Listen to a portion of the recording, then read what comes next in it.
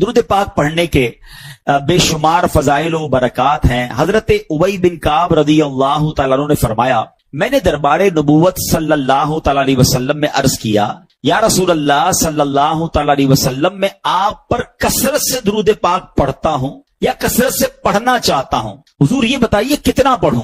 اب ذرا سوال سنیے گا کہ میں چاہتا ہوں کہ آپ پر کثرت سے درود پڑھوں، ابنڈنٹلی زیادہ درود پڑھوں، آپ بتائیے کتنا پڑھوں؟ تو نبی پاک علیہ الصلوۃ والسلام نے فرمایا، تو جتنا چاہے پڑھ۔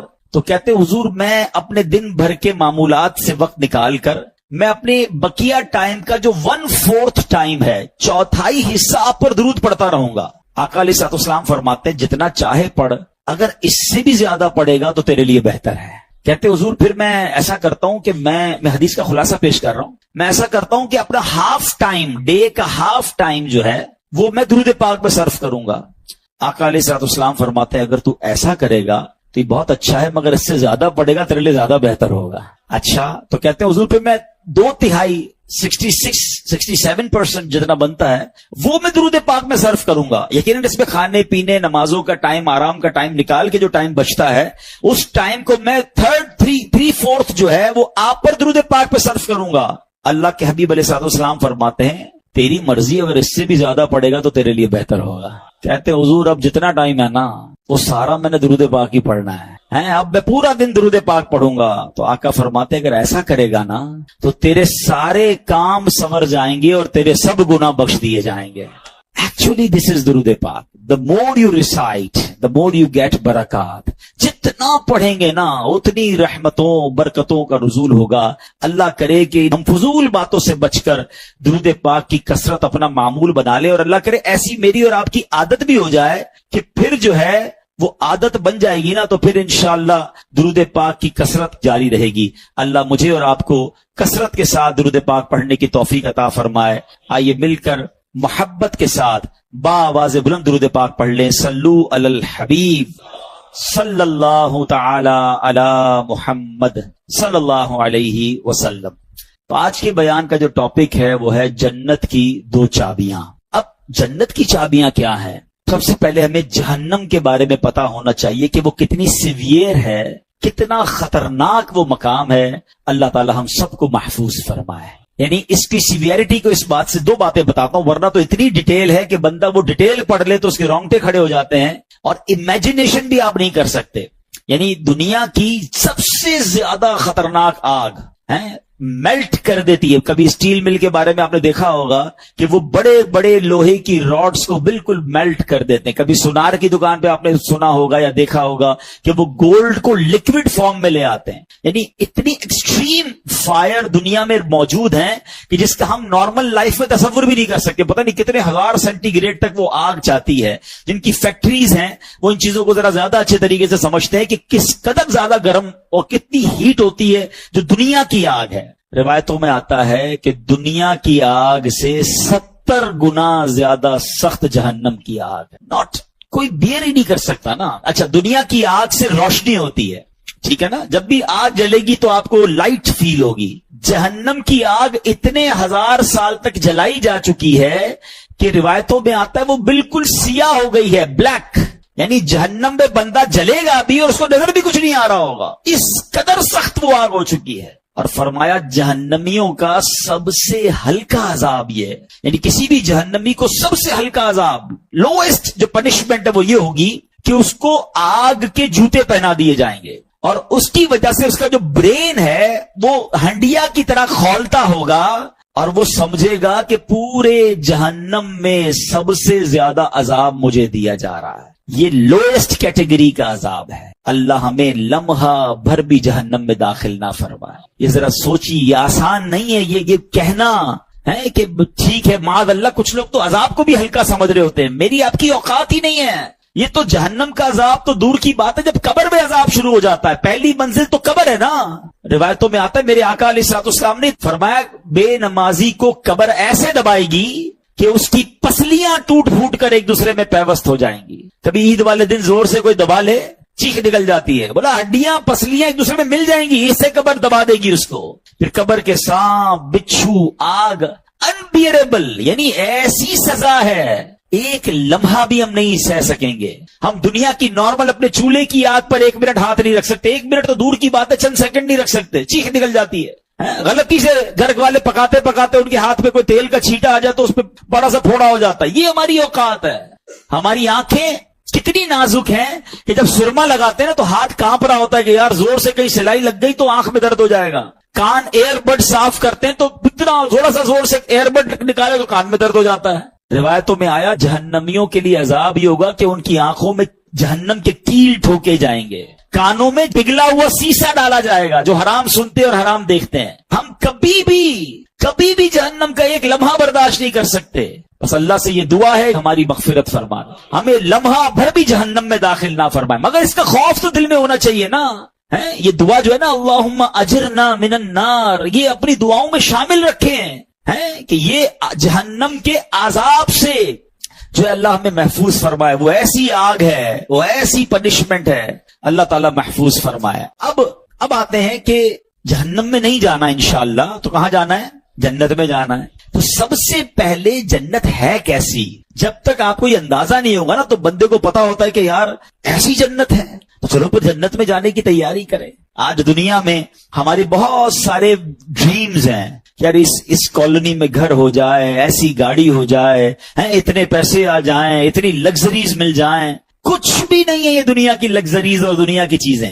سب سے پہلی بات تو ہماری ان تمام لگژریز اور تمام چیزوں کی ایکسپائری ڈیٹ ہے. ٹھیک ہے نا, ہم سب نے دنیا سے جانا ہے, یہ ساری نعمتیں ادھر رہ جائیں گی, میں اکیلا قبر میں چلا جاؤں گا. تو وہ چیز جس کے لیے میں اسٹرگل اتنی ساری کرتا ہوں تھوڑے عرصے میں چھوڑ جاؤں گا, تو اس کے لیے کوشش کروں یا اس نعمت کے لیے کوشش کروں کہ اگر مل گئی تو اس کی کوئی ایکسپائری ڈیٹ نہیں ہے. قرآن کہتا ہے ہم فیہا خالدون, ہمیشہ اس میں رہیں گے. جو جنت میں چلا گیا نا ایک بار, ہاں یہ ذرا غور سے سنیے گا, جنت میں جو ایک بار داخل ہو گیا اب کبھی جنت سے باہر نہیں نکالا جائے گا. اب وہ ہمیں موت ہی نہیں ہے نا جنت میں, تو ہمیشہ جنت میں رہے گا. ہم فیہا خالدون. اور خدا نہ خواستہ کسی کا ایمان چھین لیا گیا اور کفر پر مرا, چاہے اس کے روزے ہیں, حج ہیں, زکاتیں ہیں, عبادتیں ہیں, وہ جہنم میں جائے گا اور پھر کبھی جہنم سے نہیں نکالا جائے گا. ہم فیہا خالدون. اچھا, ان 2 کیٹیگریز کے علاوہ ایک تیسری کیٹیگری بھی ہے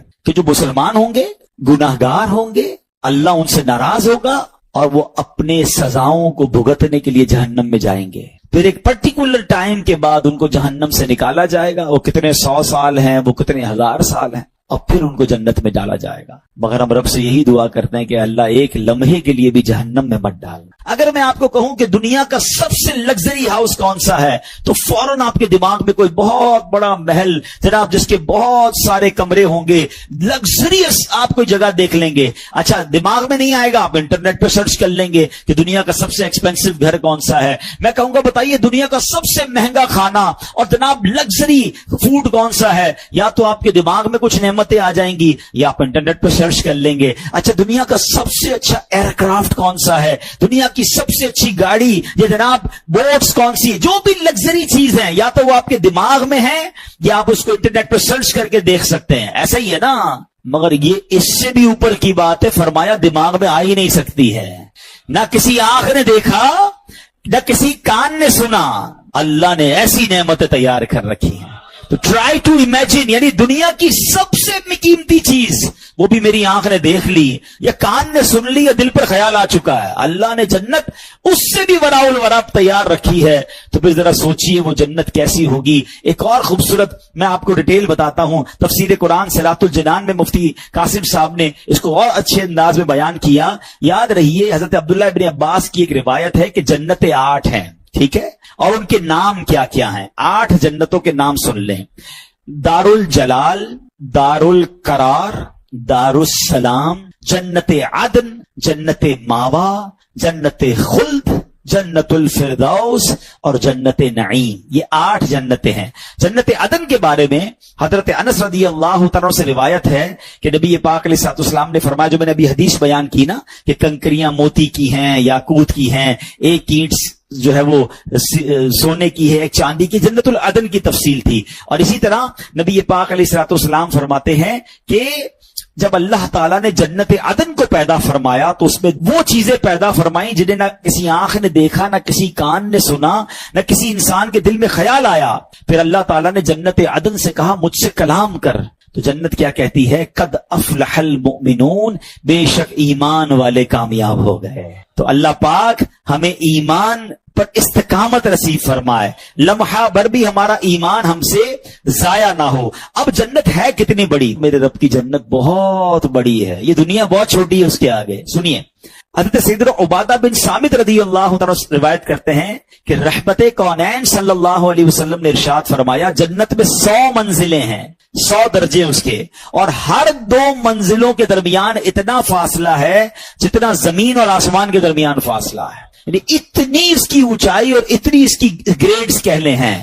پھر فرمایا کہ اگر اس کے ایک درجے میں تمام جہانوں کے لوگ بھی جمع ہو جائیں تو وہ سب کو کافی ہو جائے گی، یعنی تمام جہانوں کی، صرف اس جہان کی بات نہیں ہو رہی، سارے جہانوں کے لوگ جمع ہو جائیں تو بھی جنت کا ایک درجہ سب کو کافی ہو جائے گا۔ اللہ نے اس کے 100 درجے بنائے ہیں۔ اچھا پھر سنیے، اب لباس کیسا ہوگا؟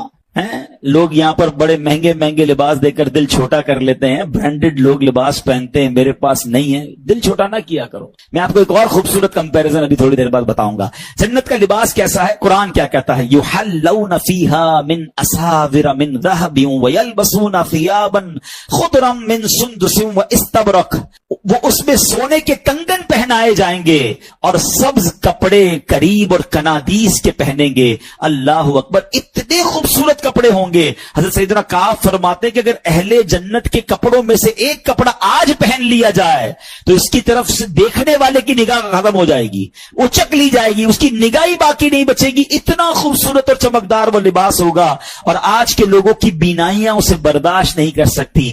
ایسا لباس جنتیوں کو پہنایا جائے گا۔ اچھا جنتیوں کی عمر کتنی ہوگی؟ کوئی بچہ بھی دنیا سے انتقال کر جاتا ہے، کوئی بوڑھا بھی انتقال کر جاتا ہے، مگر سنو جنت میں سب کی عمریں 30 سال کی ہوں گی، جتنے جنتی ہوں گے سب 30 ایئرس کے ہوں گے۔ اور ایک اور خوبصورت بات یہ ہے کہ جنتی آپس میں جب ملیں گے نا تو ان میں آپس میں رشتہ دار بھی ہوں گے۔ کیسا منظر ہوگا جب انشاءاللہ جنت میں جائیں گے تو اپنے ماں باپ سے ملیں گے، اپنے دادا دادی سے ملیں گے، بچپن میں جن کو دیکھا ہی نہیں ان سے بھی اللہ نے چاہا، اللہ کرے انہیں بھی اللہ جنت نصیب کرے، ہمیں بھی نصیب کرے۔ وہ کیسی خوبصورت ملاقات ہوگی۔ اور سچی بات تو یہ ہے عاشق رسول کی نگاہیں تو وہاں بھی نبی پاک کو تلاش کر رہی ہوں گی۔ یقین کریں بڑی تمنا ہے کہ آقا کا دیدار کریں۔ کیسا منظر ہوگا؟ اب صدیق اکبر کا جلوہ دیکھیں گے، حضرت عمر فاروق کو دیکھیں گے، حضرت عثمان غنی کو دیکھیں گے، ہمارے دلوں کا قرار مولا علی کو دیکھیں گے۔ اللہ اکبر، امام حسن اور حسین کیسی شخصیات ہیں کہ ہم جیسے گناہگار انہیں بھی دیکھیں گے۔ یہ تصور ہی کیسا ہے کہ سوچئے تو صحیح کس کس سے ملاقات ہوگی۔ اللہ کے نبی حضرت ابراہیم وہاں ہوں گے، حضرت موسیٰ کلیم اللہ ہوں گے، حضرت آدم جن کی ہم اولاد ہیں ان کو بھی تلاش کر کے ان کے پاس جائیں گے کہ حضور آپ کے صدقے ہم دنیا میں آئے۔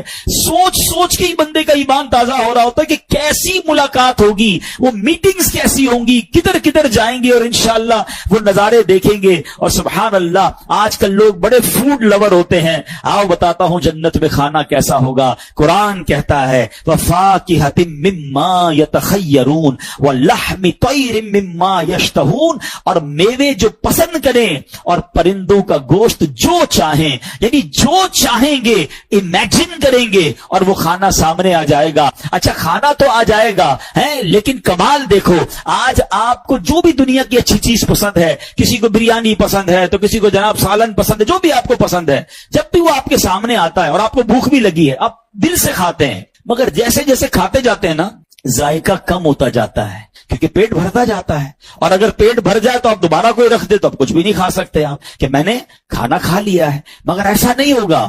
جنت میں کیا ہوگا سنو، آقا علیہ الصلوۃ والسلام فرماتے ہیں جنتیوں میں جو سب سے نچلے درجے کا جنتی ہوگا نا، لوئسٹ کیٹیگری کا فرمایا وہ جس کے ساتھ 10,000 خادم ہوں گے۔ اتنے سارے نوکر دیکھ کر پریشان ہو جاتے ہیں نا یار، ایک بندے کے اتنے امپلائیز ہیں۔ سب سے نچلے درجے کے جنتی کے 10,000 خادم ہوں گے، اور ہر خادم کے ہاتھ میں 2 پیالے ہوں گے، ایک پیالہ سونے کا ہوگا، ایک چاندی کا ہوگا۔ ہر پیالے میں کھانے کی ایسی قسم ہوگی جو دوسرے میں نہیں ہوگی، یعنی everything is different than اندر ون۔ اور فرمایا وہ آخر سے بھی، یعنی اس کی آخر سے بھی ایسے ہی کھائے گا جیسے پہلے سے کھائے گا، ہر نوالے میں اس کو نئی لذت مل رہی ہوگی, اس کی لذت کم نہیں ہوگی. اللہ اکبر. اب بندہ کسی پرندے کی خواہش کرے گا, اڑتا ہوا پرندہ بھن کر اس کے سامنے آ جائے گا. اللہ اکبر. اب ذرا غور کیجئے, اب کھانا تو کھا لیا, ہضم کیسے ہوگا؟ آج کے دور میں تو ہمیں واش روم کی ضرورت پڑتی ہے, یہ بھی ایک پاکیزگی کے معاملات ہو جاتے ہیں, گندگی کے معاملات ہوتے ہیں. فرمایا جنت میں کوئی اس طرح کی حاجت نہیں ہوگی. ایک خوشبودار ڈکار آئے گی اور سارا کھانا ہضم ہو جائے گا. ہلکا سا پسینہ نکلے گا, وہ بھی خوشبودار ہوگا, اور تمام چیزوں سے بندہ فارغ ہو جائے گا. ان تمام حاجتوں کی اسے ضرورت نہیں ہوگی. جنتیوں کو جنت میں پاکیزہ شراب بھی پلائی جائے گی. کیسا مشروب ہوگا؟ اللہ اکبر. یطوف علیہم ولدان مخلدون. قرآن کہتا ہے ان کے گرد پھریں گے ہمیشہ رہنے والے لڑکے, بِأَكْوَابٍ وَأَبَارِيكَ, اور آفتاب اور جام ان کے سامنے ہوں گے, وَكَأْسٍ مِّن مَّعِينٍ, اور ان کے سامنے بہتی شراب, لَا يُصَدَّعُونَ عَنْهَا وَلَا يُنزِفُونَ, ان کو پی کر نہ درد سر ہوگا نہ مدہوش ہوں گے, کوئی ہوش میں فرق نہیں آئے گا. یعنی ایسی پاکیزہ شراب ہوگی کہ جو انسان کو مدہوش نہیں کرے گی بلکہ اس کی لذت ملے گی. اچھا جناب, دنیا میں ایک اور لگژری کیا ہے یار؟ اس ملک کا موسم بڑا اچھا ہے, ویدر انجوائے کرنے چلتے ہیں. آؤ بتاتا ہوں جنت کا موسم کیسا ہوگا. اللہ نے کتنی ڈیٹیل میں قرآن میں جنت کو بیان کیا ہے. اللہ اپنی نعمت کے بارے میں فرماتا ہے, لا يرون فیہا شمسا ولا زمہریرا. فرمایا نہ اس میں دھوپ دیکھیں گے نہ سخت سردی. یعنی جنت کا موسم بالکل خوبصورت. علماء کہتے ہیں جو صبح کو موسم ہوتا ہے یا شام کا جو موسم ہوتا ہے, ماڈریٹ کلائمیٹ جو ہوتا ہے, جنت کا موسم بھی ایسا ہوگا. جنت کے درخت کیسے ہوں گے؟ میرے آقا فرماتے جنت میں ہر درخت سونے کا ہے, ہر درخت کا تنا جو ہے وہ سونے کا ہے. اچھا پھل کیسے ہوں گے اور پھل سرو کیسے ہوں گے؟ اللہ اکبر. حضرت سیدنا برا بن عازب رضی اللہ تعالیٰ عنہ نے فرمایا کہ اللہ عز و جل کے فرمان, وَذُلِّلَتْ قُطُوفُهَا تَذْلِيلًا, اور اس کے گچھے جھکا کر نیچے کر دیے گئے ہوں گے.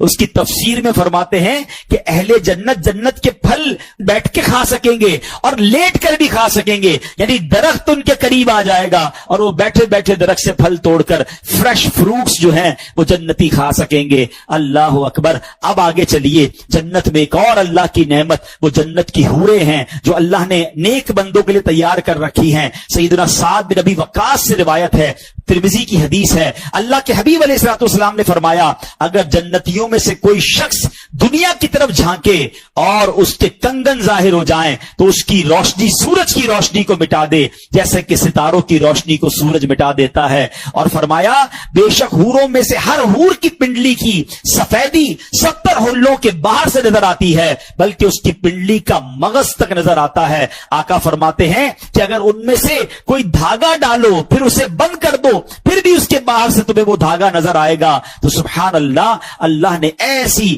جو پاکیزہ حوریں ہیں وہ جنتیوں کے لیے تیار کر رکھی ہے. مجھے اور آپ کو دنیا میں جس جس چیز سے روکا گیا نا, اس کا بہترین آلٹرنیٹ جنت میں رب نے تیار کر رکھا ہے. شراب سے روکا, یہ گندی شراب نہ پیو, یہ جہنم میں لے جائے گی. صبر کر لو, اللہ نے جنتیوں کے لیے پاکیزہ شراب تیار کر رکھی ہے. بے پردہ, بے حیا اور تمہاری غیر محرم عورتوں کے قریب بھی مت جاؤ. صبر کر لو, اللہ نے جنت میں حوریں تیار کر رکھی ہیں. حرام روزی کما کر مہنگے کھانے کے پیچھے مت بھاگو, صبر کر لو. اللہ نے تمہارے لیے پاکیزہ جنتی کھانے تیار کر رکھے ہیں. تمہیں شاندار گھر یہاں نہیں بنا سکے, کوئی بات نہیں, صبر کرو, مت مایوس ہو, صبر کر لو. اللہ نے جنت میں تمہارے لیے شاندار محل, ارے کون سا دنیا کا محل ہے جس کی ایک اینٹ سونے کی اور دوسری اینٹ چاندی کی ہے؟ اللہ نے وہ تیار کر رکھی ہے. مردوں سے کہا زیور مت پہننا, دل چاہتا ہے کچھ لوگوں کا, کوئی پتہ نہیں بریسلیٹ پہنتا ہے, کوئی چینیں پہنتا ہے, مت پہنو بھائی, ادھر تھوڑی دیر کی زندگی ہے, اب جانے والے ہیں. مگر وہاں جائیں گے, اللہ نے جنتیوں کے لیے جنتی زیور تیار کر رکھے ہیں. ایچ اینڈ ایوری تھنگ, جس چیز سے ہمیں دنیا میں روکا ہے اس کا شاندار عظیم و شان نعم البدل جو ہے جنت میں تیار کر رکھا ہے. اب آپ کی مرضی ہے, 50 60 70 سال کی زندگی میں ادھر مزے لینے ہیں, مزے پھر بھی نہیں ملتے, لیکن اگر پھر بھی لینے ہیں, یا وہ ختم نہ ہونے والی جو زندگی ہے جس پہ رب کے وعدے ہیں, وہ نعمتیں تمہارا انتظار کر رہی ہیں, تو عقل مند وہ ہے جو شارٹ ٹرم تھوڑی دیر کا پین لیتا ہے اور لانگ ٹرم گین حاصل کرتا ہے. اللہ کرے یہ بات سمجھ آ جائے کہ دنیا میرا امتحان ہے, دنیا میرا ٹیسٹ ہے, اور ڈیسٹنی اور میرا جو ڈیزگنیشن ہے, میرا جو ڈیسٹینیشن ہے, میری جو منزل ہے وہ میری جنت ہے, تو مجھے اس کی تیاری کرنی ہے. اللہ کرے اس دنیا میں آ کر ہم یہ سمجھ جائیں کہ شیطان آئے گا آپ کی طرف بڑھ کر, کبھی پیسوں کی صورت میں آئے گا, کبھی لگژریز کی صورت میں آئے گا, کبھی عیاشی کی صورت میں آئے گا, کبھی حرام کی صورت میں چیزیں لے کر آئے گا. اب آپ نے ادھر ڈیسیژن لینا ہے کہ مجھے دنیا کے حرام کی طرف جانا ہے کہ جنت کی نعمتوں کی طرف جانا ہے. عقل مند وہ ہیں جو دنیا میں جیتے اس لیے ہیں کہ میں نے جنت میں جانا ہے. اور یہی بات رب نے قرآن میں فرمائی ہے, الذی خلق الموت والحیات لیبلوکم ایکم احسن عملا. ہم نے موت اور زندگی کو پیدا ہی اسی لیے کیا ہے. قرآن نے خود کہہ دیا کہ ہم نے موت اور زندگی کو پیدا ہی اسی لیے کیا ہے تاکہ دیکھیں تم میں سے کون اچھے عمل کر کے آتا ہے. مسئلہ سمجھ آیا آپ کو؟ ہم دنیا میں ایگزامینیشن ہال میں آئے ہیں. It is actually over examination hall. آپ کہیں یار 60 سال کا ایگزام, 70 سال کا ایگزام. ہاں بھائی, دنیا میں 2-3 گھنٹے کا امتحان ہوتا ہے تو ایک کلاس آپ فارورڈ ہوتے ہیں نا, ٹھیک ہے. یہ 60-70 سال کا ایگزام ہے, جتنی زندگی اتنا ایگزام ہے, مگر اس کا انعام بہت بڑا ہے جس کی کوئی ایکسپائری ڈیٹ ہی نہیں ہے. تو اللہ کرے یہ بات سمجھ آ جائے. کبھی دیکھا ایگزامینیشن ہال میں کوئی سو رہا ہو, ایگزامینیشن ہال میں جائے اور دوسرے کاموں میں لگ جائے؟ وہ فوکس رکھتا ہے اپنے پیپر کو حل کرنے میں. تو میں اور آپ دنیا میں اس ایگزام کو دینے آئے ہیں, پاس ہو کر جانا ہے, فیل ہو کر نہیں جانا ہے. اب آتے ہیں, یہ کچھ باتیں ہو گئی جنت کی, اور یقین کریں بہت ڈیٹیل ہے, مزید انشاءاللہ کبھی موقع ملا تو اس پر بات کریں گے. اب آتے ہیں کہ what is the way to get جنہ. کوئی گارنٹی, کوئی طریقہ کہ ہمیں پتہ چل جائے ہمیں جنت ملے؟ اللہ اکبر. میرے آقا علیہ الصلوۃ والسلام ہیں, انہوں نے ایک حدیث کے ذریعے گارنٹی دے دی. ہاں, یہ بہت کم حدیث ہے اس طرح کی, اس میں اللہ کے نبی نے گارنٹی دی ہے کہ تم میں سے جو مجھے 2 چیزوں کی گارنٹی دے دے میں اسے جنت کی گارنٹی دیتا ہوں. Only 2 things. کوئی بہت لمبی لسٹ نہیں ہے. حدیث کیا ہے؟ بخاری شریف کی حدیث ہے. جو مجھے دونوں جبڑوں اور دونوں ٹانگوں کے درمیان والی چیز کی حفاظت کی ضمانت دے, میں اسے جنت کی ضمانت دیتا ہوں. That's it. کیا فرما دیا؟ اب اس کا مطلب کیا ہے؟ اس کی شرح میں علماء نے لکھا کہ 2 جبڑوں کے درمیان کیا ہے؟ زبان, اور 2 ٹانگوں کے درمیان کیا ہے؟ پرائیویٹ پارٹ, شرمگاہ. جو مجھے اپنی شرمگاہ کی ضمانت دے دے, حفاظت کرے گا اس کی, اور اپنی زبان کی حفاظت کی مجھے گارنٹی دے, میں اسے جنت کی ضمانت دیتا ہوں. تو اس کا ایک اور دوسرا مطلب یہ بنتا ہے کہ اٹس ناٹ دیٹ ایزی. یہ دونوں چیزوں کو سیکیور کرنا اتنا آسان بھی نہیں ہے. جنت مل رہی ہے نا اس کے بدلے.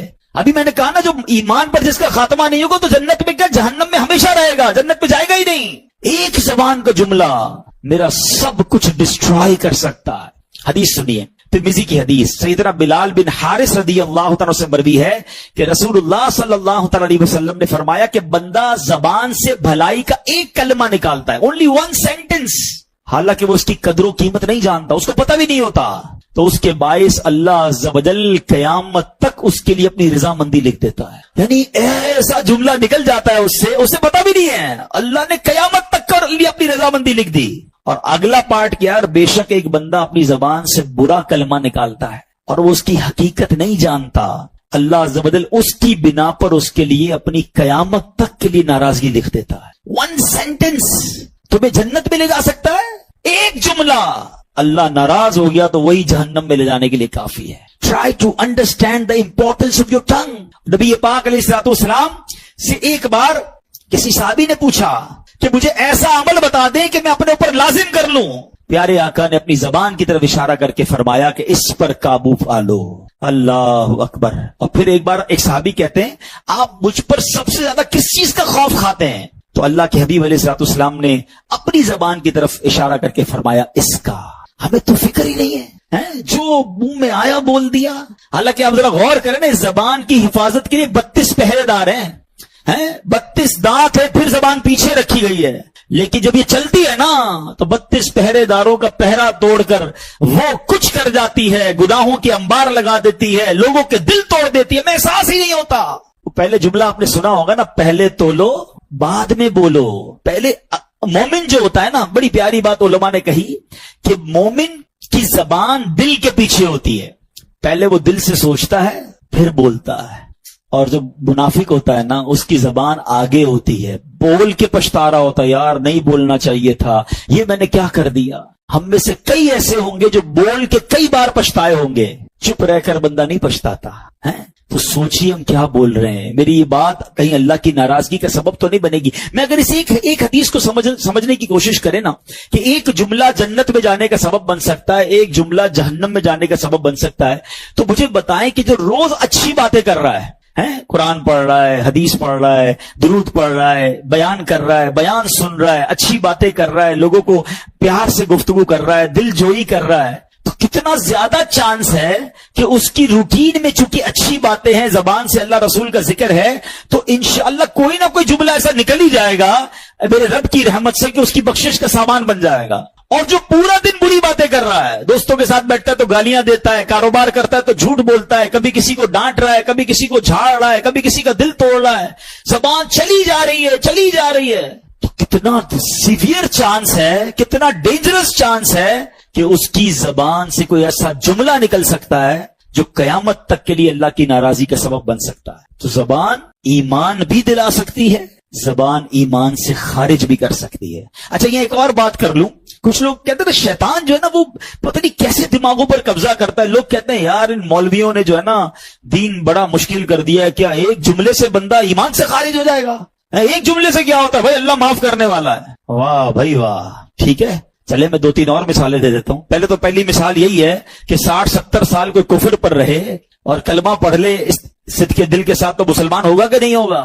تو 70 سال کی کفر ایک طرف ایک جملے سے مسلمان ہو سکتا ہے، تو کیا ایک جملے سے باہر نہیں ہو سکتا؟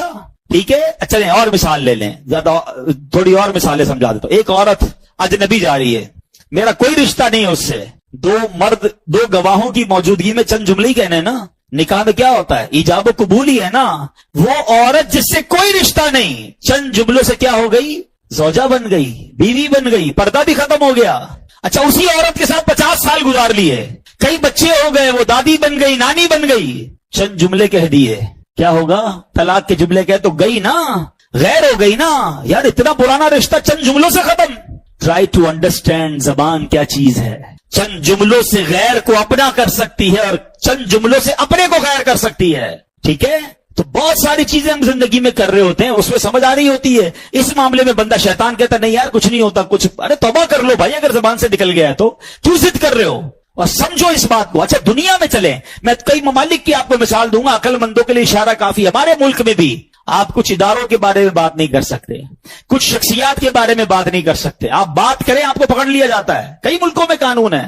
تو آپ کہیں یار جملے ہی تو کہتے بھائی، تو بھائی جملے نہیں کہہ سکتے نا، منع ہے، ان کے قوانین ہیں، تو ٹھیک ہے ان کے قوانین پر آپ عمل کریں، ٹھیک ہے؟ آپ کاروباری لوگ بیٹھے ہیں، آپ نے کسی کا کہا یا ٹھیک ہے بھائی یہ سودا میں نے لے لیا آپ سے، یہ پلاٹ میں نے خرید لیا یا میں نے کپڑا آپ سے خرید لیا ہے، ڈیل کر لیا آپ نے، ایکسپٹ کر لیا، 1-2 مہینے بعد ریٹ نیچے چلا گیا، آپ کہیں یار کس بات کا سودا بھائی، جملہ ہی تو کہا تھا، نہیں زبان پکی بھائی، کاروبار کہتے ہی اسی کو ہیں، منہ سے نکل گیا تو کرنا پڑے گا، ادھر سمجھ آ رہا ہے سب۔ شریعت کے معاملے میں نہیں یار ایک جملے سے کیا ہوتا ہے۔ تو کمال یہ ہے کہ شیطان غلط کہہ کر بھی ماننے نہیں دیتا، مسٹیک کو بھی ایکسپٹ نہیں کرنے دیتا، توبہ بھی نہیں کرنے دیتا۔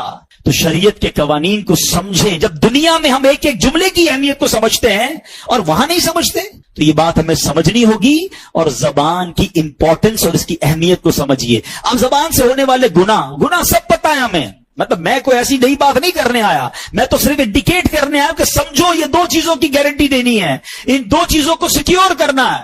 گناہ کیا کرتے ہیں؟ جھوٹ بولتے ہیں، اور جھوٹ کتنا بڑا گناہ ہے۔ اللہ کے حبیب علیہ الصلوۃ والسلام فرماتے ہیں، حدیث پاک کا مضمون ہے، بندہ جب جھوٹ بولتا ہے تو اس کے منہ سے ایسی بدبو نکلتی ہے کہ فرشتہ 1 میل دور ہو جاتا ہے۔ پتہ نہیں جھوٹ بول بول کے کتنے رحمت کے فرشتے دور کر دیے ہم نے۔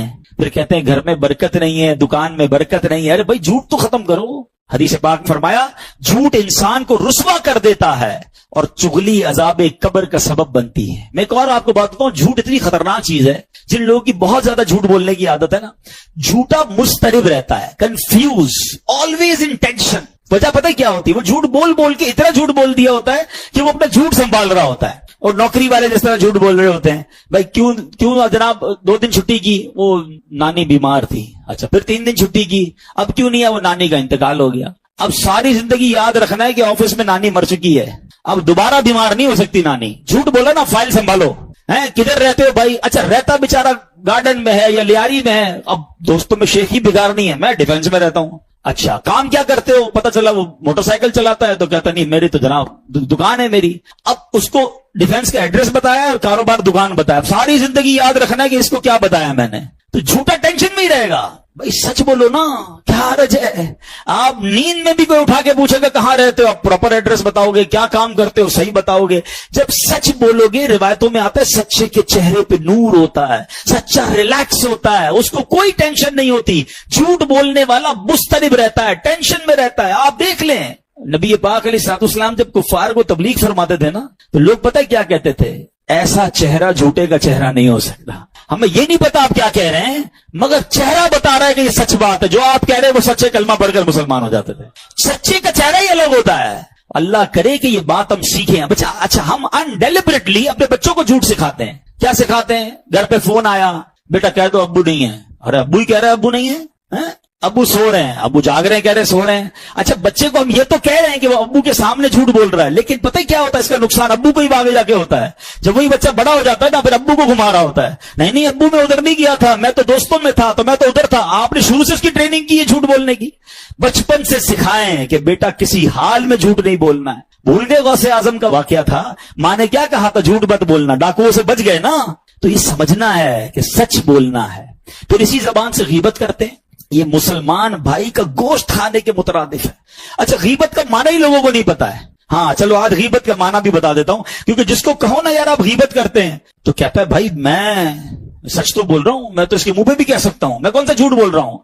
तो पहले आज ये समझ लें कि गीबत होती ही सच है, झूठ नहीं होती है। हाँ, ये वो सच है जो हराम है, ये भी समझ लें आप। हर सच बोलने वाला नहीं होता है। अब आप कहेंगे अभी थोड़ी देर पहले मौलाना साहब कह रहे थे सच बोलना और ये सच हराम है। हाँ, तो ये तो बात है, इल्म दीन से दूरी इतनी है कि पता ही कुछ नहीं है। अब सुनिए, नबी पाक अलैहिस्सलाम ने खुद बताया, तुम्हें मालूम है गीबत क्या चीज है? आका अलैहिस्सलाम खुद सवाल कर रहे हैं। लोगों ने अर्ज की अल्लाह और उसका रसूल इसका बेहतर इल्म जानते हैं। इरशाद फरमाया, गीबत यह है कि तुम अपने भाई के बारे में ऐसी बात कहो कि जो उसे बुरी लगे। किसी ने अर्ज की कि अगर वो बुराई मेरे भाई में मौजूद हो तो फिर भी गीबत है? तो फरमाया हाँ, जो कुछ तुम कहते हो वो मौजूद है जब भी तो गीबत है, और अगर तुम ऐसी बात कहो जो उसमें मौजूद नहीं तो ये बुहतान है, ये उससे भी बड़ा गुनाह हो गया। मैं और आप एक नमाज ना पढ़े, अल्लाह ना करे कोई एक नमाज ना पढ़े, एक रोजा ना रखे, एक बार जनाब वो ज़कात ना दे, तो वो उसका और रब का मामला है ना। अल्लाह चाहे सारे गुनाह माफ कर दे, वो अलग बात है कि नमाज की कज़ा करनी पड़ेगी, ज़कातें अदा करनी पड़ेगी, लेकिन उसका और रब का मामला है ना। लेकिन हुकूक वल इबाद का मामला यह है, जब तक बंदा माफ नहीं करेगा रब भी माफ नहीं करेगा। किधर जाएंगे यार? रोज लड़ाई, रोज झगड़ा, रोज गालियां। मुझे एक भाई दोस्त मिले, मैंने कहा कितनी तनख्वाह है? कहता 80,000। मैंने कहा तनख्वाह तो अच्छी है। बोला 40,000 काम की तनख्वाह है, 40,000 गालियों की तनख्वाह है। सुबह शाम सेठ गालियां देता है। यार मैं सोचता रह गया यार, कहता क्या करूं, छोड़ दूंगा तो दूसरी जॉब नहीं मिलेगी। तुम गालियां देते हो यार, आपको शर्म नहीं आती जो ये काम करते हैं? वो गरीब इसलिए नहीं छोड़ा कि उसकी नौकरी चली जाएगी, मगर ये कयामत के दिन क्या जवाब देगा? सारी नेकियां देनी पड़ जाएंगी उसी नौकर को। तो ये जो मजलूम होते हैं ना, घबराए नहीं करो। जो आपको डांटते हैं, जो झाड़ते हैं, जो झड़कते हैं, दिल बड़ा रखो, हिसाब मिलना है। अल्लाह हौसला दे तो माफ कर दिया करो, लेकिन वो मारे जाएंगे जालिम। तो अल्लाह करे ये बात समझ आ जाए। मैं बात बहुत बड़ी कर गया हूं, लेकिन चूंकि मैं खुद इस तजुर्बे से गुजरा हूं और मुझे कभी कभी रहम आता है। यकीन करो कुछ लोगों पर रहम आता है कि यार उनकी जबान हर वक्त गीबत, बदगुमानी, लोगों से लड़ाई झगड़ा, तंज। मैं कहता हूं यार इस बंदे का होगा क्या कयामत के दिन? यार कभी कभी जब हमें सुना के जाता है ना, तो हमें लगता है यार ये चलो हम तो बर्दाश्त कर लेंगे, सुबह शाम कितनों को सुना रहा है, क्या बनेगा इसका यार? हर छोटी बात पर इमाम साहब को झाड़ना है, कभी मौजिन को झाड़ रहे होंगे, कभी खादिम पर चीख रहे होंगे। ये बेचारे लोग कुछ भी नहीं कर सकते। लेकिन आप सोचें, आप अपने नामा अमाल में क्या क्या कर रहे हैं। आपने कभी मस्जिद का निजाम चलाया है? आते ही ऑर्डर चलाने, पंखा टाइम पे नहीं खोलते हो, लाइट नहीं खोलते हो, घर में जाए तो घर वालों की खैर नहीं, ऑफिस में जाए तो ऑफिस वालों की खैर नहीं, सबकी खैर नहीं, आपकी खैर ना चली जाए। जो ये बंदा हर किसी से लड़ रहा है ना, सोचिए उसका बनेगा क्या? जबान ये जन्नत पे भी ले जा सकती है, यही जबान तुम्हें दोज़ख में, सारी नेकियां एक तरफ रह जाएंगी। बंदा कहता है मैंने इतने हज किए, इतनी सखावत कर रहा हूं, इतनी मस्जिदें लाखों रुपए दीन पर खर्च करता हूं, जबान सही चल रही है कि नहीं? लोगों के दिल आपसे मुतमईन है कि नहीं? मैं आपको सही बताऊं, कुछ लोगों से बात करने में डर लगता है, यार छोड़ो यार इससे बात नहीं करनी। जब भी बात करेगा कोई ना कोई जो ना इसने हंगामा ही करना है। आप सोचे मैं कहीं ऐसा तो नहीं? आपको पता मेरे आका अलैहिस्सलाम कैसे हैं? हाय हाय हाय, इतने सॉफ्ट, इतने हलीम, इतने नर्म कि जिसको जो बात करनी होती मेरे आका से बात कर लेता। बच्चे बात करते, खवातीन बात करती, गांव से आने वाले लोग बात करते, इतने इजी टू एक्सेस है मेरे आका।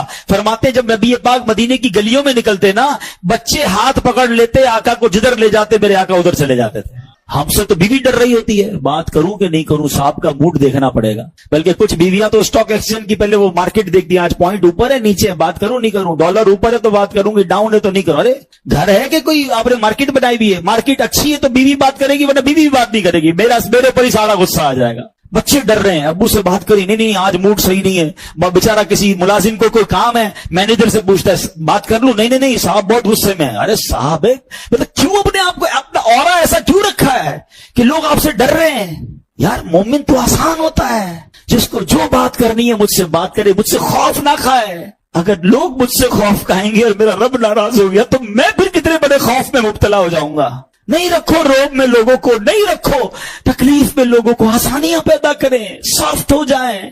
वल्लाह जो लोगों के लिए आसान बनता है, अल्लाह उसकी जिंदगी आसान कर देता है। लोग पलके बिछाते हैं। और मैं आखिरी बात इस मौजू पे और कर दूं, दिल तो बहुत जला हुआ है और भी बहुत सारी बातें याद आ रही हैं। मैं आपको एक बात बता देता हूं, ये जो तंज करने वाले हैं ना, जो लड़ने वाले, जो झगड़ने वाले, जो दिल तोड़ने वाले, ये तन्हा रह जाते हैं। जब इन पे कोई मुश्किल वक्त आता है ना, एक बंदा उनके साथ नहीं खड़ा होता। लोग मजबूरी में उनसे ताल्लुक में रहते हैं, पैसे चाहिए होते हैं, नौकरी चाहिए होती है, बच्चे भी कहते हैं क्या करें अब्बा है भाई चलाना पड़ेगा। लेकिन whenever they become in any big problem, कोई प्रॉब्लम उन पर आती है ना, वो अलोन रह जाते हैं। और जो लोगों के लिए आसानियां कर रहे होते हैं ना, उनकी मुश्किल में सारी दुनिया उनके साथ खड़ी हो जाती है, क्योंकि उन्होंने लोगों के लिए आसानियां की होती हैं। तो अगर आप चाहते हैं कि आपके खैर खा आपके साथ रहें, बी पोलाइट, हम्बल, सॉफ्ट, जबान अच्छी इस्तेमाल करें। बहरहाल अब आता हूं दूसरे पॉइंट की तरफ, वो भी बड़ा खतरनाक पॉइंट है। क्या फरमाया? जो मुझे शर्मगाह की गारंटी दे। याद रखिए कि मर्द के लिए दो ही जायज तरीके हैं अपनी शर्मगाह को जिसकी तस्कीन करने के लिए, अपनी शहवत पूरी करने के लिए। वो एक बीवी है और एक शरई बांदी है। अब आज के मामलात में बांदी अवेलेबल नहीं है, तो आपके पास एक ही तरीका है, there is no other way कि अपनी शहवत को बंदा पूरा करे। मगर आज बहुत सारे ऐसे मामलात हैं, बहुत सारी बातें मैं इशारतन बात करूंगा कि खुदारा अपनी जिंदगी को बर्बाद ना होने दें। थोड़ी सी ख्वाहिश के लिए, थोड़ी सी लज्जत के लिए काबू पाइए अपने आप पर। और एक बात याद रखिए कि सबसे पहले निगाह बहकती है, फिर दिल बहकता है, फिर शर्मगाह बहकती है। ये जो आंखों से हराम देखते हैं ना, गलत काम ज्यादा वही करते हैं, क्योंकि आंख से देखते हैं तो अब दिल बहक जाता है, अब काबू नहीं रहता, तो या तो अपने हाथों से हराम काम कर रहे होते हैं या किसी हराम काम की तरफ चले जाते हैं। ये जहन्नम में ले जाने वाला काम है, ये इस कदर बड़ा गुनाह है, यानी कबीरा गुनाहों में इसके बारे में फरमाया गया। याद रखिए कि हमें शरीयत समझाती है कि इसमें हमें अगर निकाह, मैं यहां वालिदैन से भी बात करूंगा, खुदा के वास्ते निकाह को आसान करें, अपने बच्चों का जल्दी निकाह कर दिया करें। हमें यकीन करें, मुझे मैसेजेस आते हैं, मुझे इस्लामी भाइयों के भी और इस्लामी बहनों तक के मैसेज आते हैं कि हमारे वालिद को पड़ी नहीं हमारी शादी की, खुदा के वास्ते इस मौजू पे बयान करें। आज के दौर में अगर आप निकाह ही नहीं करेंगे, पहले पैसे कमा ले, पहले डिग्रियां हासिल कर ले, अरे बच्चियां जरा पहले आगे बढ़ जाएं, बालिग हो जाएं, जल्दी शादी करें, किसी गुनाह में पड़ जाएगा, आप सोचे वो खुद जहन्नम का हकदार हो रहा है, माँ बाप भी इसमें शरीक हो सकते हैं। तो निकाह को आसान करें। इतने रस्मो रिवाज, इतनी जनाब बर्डन, इतने करोड़ होंगे, इतने लाख होंगे, फिर शादी होगी। शादियों को आसान करें, निकाह को आसान करें। सुनिए, हजरत आयशा सिद्दीका रदियल्लाहु तआला अन्हा से मरवी है कि नबी पाक अलैहिस्सलाम ने इरशाद फरमाया, निकाह मेरी सुन्नत से है, बस जो शख्स मेरी सुन्नत पर अमल ना करे वो मुझसे नहीं, लिहाजा निकाह करो, क्योंकि मैं तुम्हारी कसरत की बिना पर दीगर उम्मतों पर फख्र करूंगा। और जो कुदरत रखता हो वो निकाह करे, जो कुदरत ना पाए तो रोजे रखा करे, क्योंकि रोजा शहवत को तोड़ता है। अब अगर ऐसा मेरा कोई भाई है जिसका निकाह नहीं हो रहा लेकिन उसको हराम काम की इजाजत नहीं मिलेगी, अब वो रोजों की कसरत करे। कुरान कहता है, ला तक़रबुज़ ज़िना इन्नहु कान फाहिशा व साअ सबीला, और बदकारी के पास न जाओ, बेशक वो बेहयाई है और बहुत ही बुरी राह। तो है मेरे प्यारे इस्लामी भाइयों, हमें हराम कामों से बचना है। ये कितना खतरनाक काम और कितनी बड़ी सजा है। हजरत समूरा बिन जंदब रदियल्लाहु तआला फरमाते हैं, एक मर्तबा नबी पाक पाक अलैहिस्सलाम नमाज पढ़ाने के बाद हमारी जानिब मुतवज्जे हुए, आपने हमें हमारी तरफ फोकस फरमाया और फरमाया आज रात मैंने देखा मेरे पास 2 शख्स आए और मुझे ज़मीन मुकद्दस की तरफ ले गए। हम एक तनूर की मिसल घड़े के पास पहुंचे जिसका ऊपर का हिस्सा तंग था, नीचे का कुशादा था, उसमें आग भड़क रही थी, उसमें कुछ मर्द भी थे, कुछ औरतें भी थी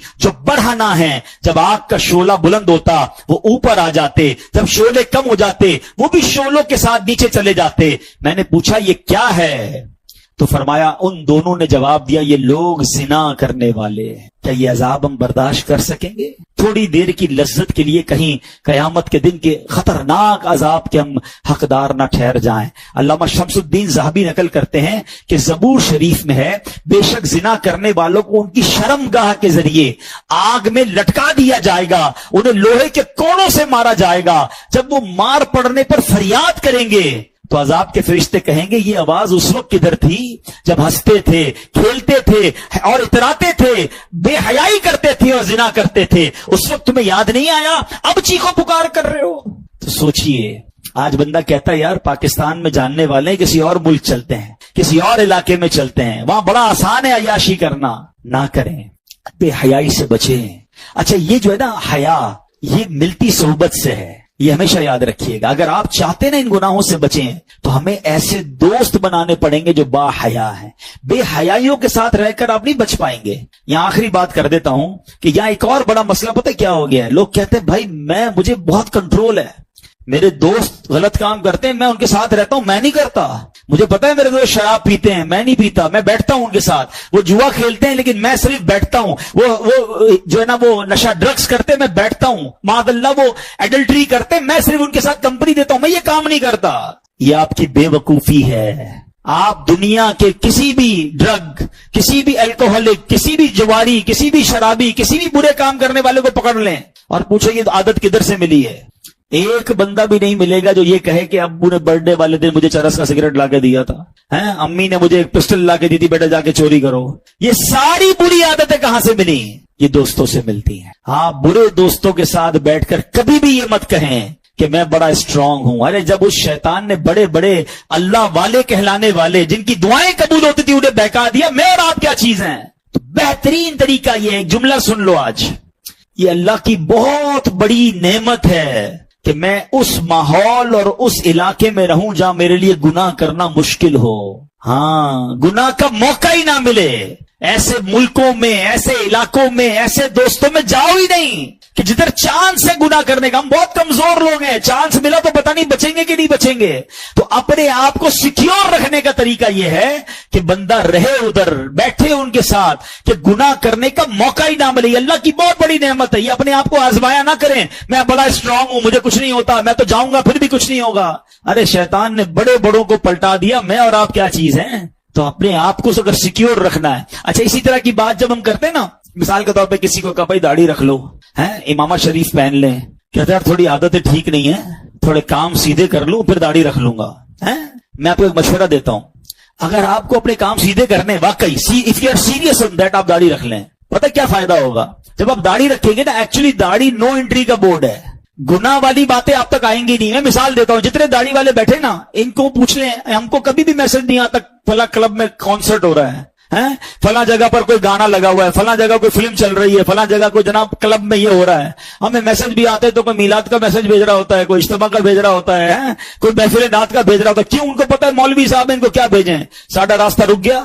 हमें तो गुनाह की दावत ही नहीं आ रही ना, आपने तो एंट्री दरवाजा खुला रखा है, जो भेजना भेज दो, क्योंकि मेरा हुलिया ऐसा नहीं है। कई जगहों पर हुलिया बचाता है। अच्छा, मैं आपको एक और अजीब बात करने जा रहा हूं।